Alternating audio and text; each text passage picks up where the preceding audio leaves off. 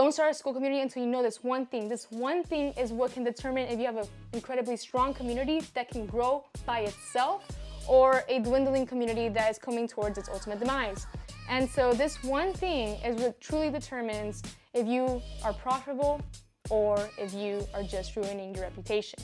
My name is Val, I'm an operator and I scale multiple communities to 6 figures. And in this video, I'm going to explain what actually makes a strong community and how you can use it as well. So I've seen it's funny because I've seen communities grow, I've seen communities die, and I've seen communities be revived. And the way to do that is to truly understand what a community is. A good reference I like to use is cults. And before I lose you, hold on, where is this going? It's getting kind of weird. Cults are essentially a group of people sharing beliefs and behaviors. These two things is what makes a cult. And culture is what makes a good community, one that makes members stay and keep paying you, right? But the goal is to keep getting them success. The goal is to keep solving the problems. The goal is to keep giving them an incredible experience so they stay. And the only way to do that is to have a strong culture. And to have a strong culture, you have to very clearly know what you believe and what you do. Why is culture something that people talk about a lot? Why is it something that high-level entrepreneurs make sure to always talk about? We all agree Apple has an incredible brand. They have a strong mission. They're standing for creating creative tools for creative people and to empower them to produce more and ultimately go towards a more creative future. It's crazy to see that that company decides and continues to keep innovating. And the reason why is because they have this decision-making to keep innovating that was only possible by Steve Jobs creating this phenomenally strong culture to create a vision so large that they kept innovating towards the future, right? And it was in this like raging genius of his where he wanted to make products sexy, even though sometimes the engineering, it made it tough for engineering, is what differentiated them. And I was watching this interview last night from Steve Jobs, and he was talking about like computers around 1980s were something that were gonna happen whether he was involved or not. If you've looked at computers, they look like garbage. We're going to sell those 3 million computers this year. We're going to sell those 10 million computers in '86, whether they look like a piece of shit or they look great. It doesn't really matter because people are going to just suck this stuff up so fast that they're going to do it no matter what it looks like. And it doesn't cost any more money to make it look great. There are going to be these objects, this new object that's going to be in everyone's working environment and is going to be in everyone's educational environment and is going to be in everyone's home environment. And we have a shot at putting a great object there, or if we don't, we're going to put one more piece of junk object there. Chance to make these things beautiful, and we have a chance to communicate something through the design of the objects themselves. Similar to us today, how AI is going to happen so whether certain people play in it or not. It's just that time of innovation where it's going to come together and we're going to see it happening and experience incredible technological advancement, right? And so that being said, I believe the same is true of communities. So I was talking to a community owner in our team meeting this morning, and we were talking about, it's been 12 months since we've been doing this, and a player in the space finally created their own Skool community. And we were like, wow, they don't know as much as we do about community. And the funny part is that communities will pop up whether we want them to or not.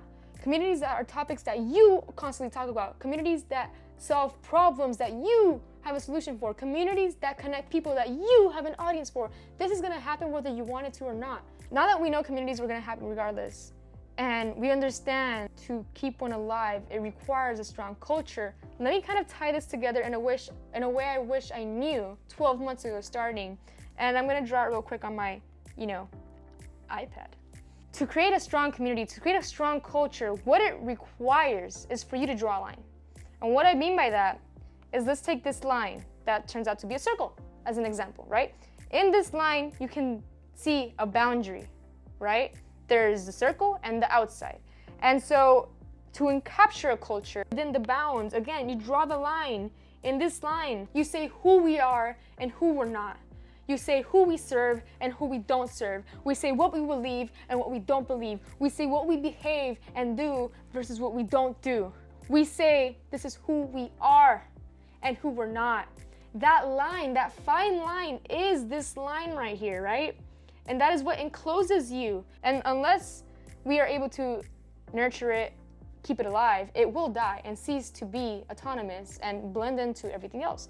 And so if we understand that and are always fighting to protect our culture, our beliefs and behaviors, and communicating them and making sure we evolve with time, right? Because then we are able to stay autonomous. And if we do that well, our community grows naturally.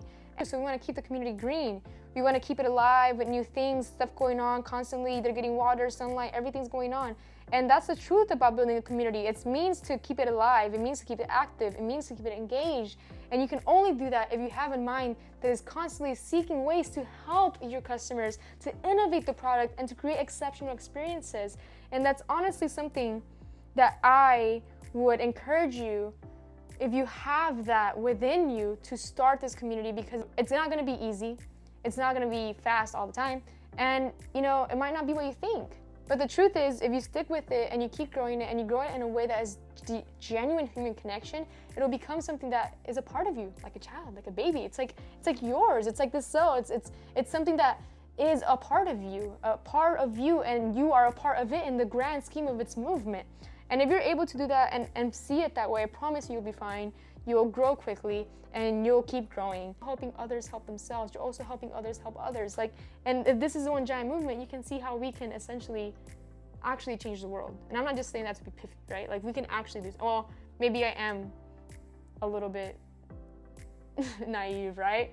But I truly believe that if we are able to do this and create something that makes people happy, it spreads. And if you've never been a part of a strong community, or never been a part of one that you miss, you probably won't understand this. Come from the standpoint as an operator that these communities will come whether we want them to or not. And it is up to us to not only design incredible experiences that help people and get them results, it is up to us to inspire and captivate the next generation, because it's not just about the community business. For me, it's about disrupting traditional education. It's about creating an alternative source of education where we can connect curious students with passionate teachers and do it at a reduced cost with higher student success in a way that traditional education often misses with their standardized testing. I went to university. I was in my sophomore year when COVID hit, and they made us go online into this computer. I would log on and go on Zoom and face a professor that was getting paid the same whether we did well or not. So I felt so angry. No, I felt so furious that my education depended on this. For my best ideal outcome, it was not incentivized for that. It was not optimizing towards that.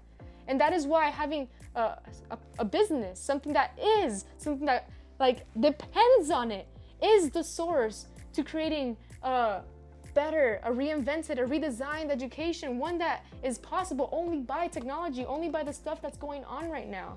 It's up to us to use a platform like Skool, and it's up to us to create and design those environments to make that possible. Our whole future of education depends on it.